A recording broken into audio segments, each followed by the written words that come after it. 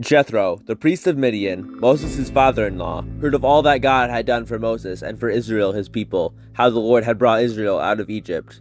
Now Jethro, Moses' father-in-law, had taken Zipporah, Moses' wife, after he had sent her home, along with her 2 sons. The name of one was Gershom, for he said, I have been a sojourner in a foreign land. And the name of the other Eleazar, for he said, the God of my father was my help, and delivered me from the sword of Pharaoh. Jethro, Moses' father-in-law, came with his sons and his wife to Moses in the wilderness where he encamped at the mountain of God.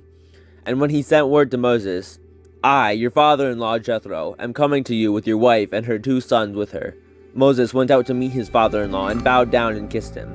And they asked each other of their welfare and went into the tent. Then Moses told his father-in-law all that the Lord had done to Pharaoh and to the Egyptians for Israel's sake, all the hardship that had come upon them in the way, and how the Lord had delivered them.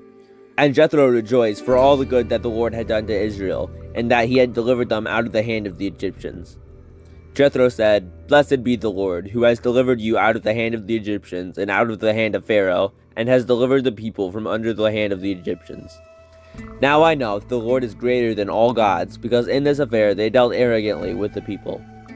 And Jethro, Moses' father-in-law, brought a burnt offering and sacrifices to God, and Aaron came with all the elders of Israel to eat bread with Moses his father-in-law before God.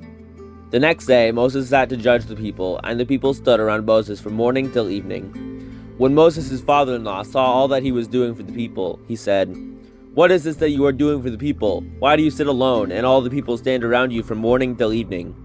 And Moses said to his father-in-law, Because the people come to me to inquire of God. When they have a dispute, they come to me, and I decide between one person and another, and I make them know the statutes of God and his laws. Moses' father-in-law said to him, What you are doing is not good. You and the people with you will certainly wear yourselves out, for the thing is too heavy for you. You are not able to do it alone. Now obey my voice. I will give you advice, and God be with you. You shall represent the people before God, and bring their cases to God, and you shall warn them about the statutes and the laws, and make them know the way in which they must walk and what they must do. Moreover, look for able men from all the people, men who fear God, who are trustworthy and hate a bribe, and place such men over the people as chiefs of thousands, of hundreds, of fifties, and of tens, and let them judge the people at all times. Every great matter they shall bring to you, but any small matter they shall decide themselves. So it will be easier for you, and they will bear the burden with you. If you do this, God will direct you. You will be able to endure, and all this people also will go to their place in peace.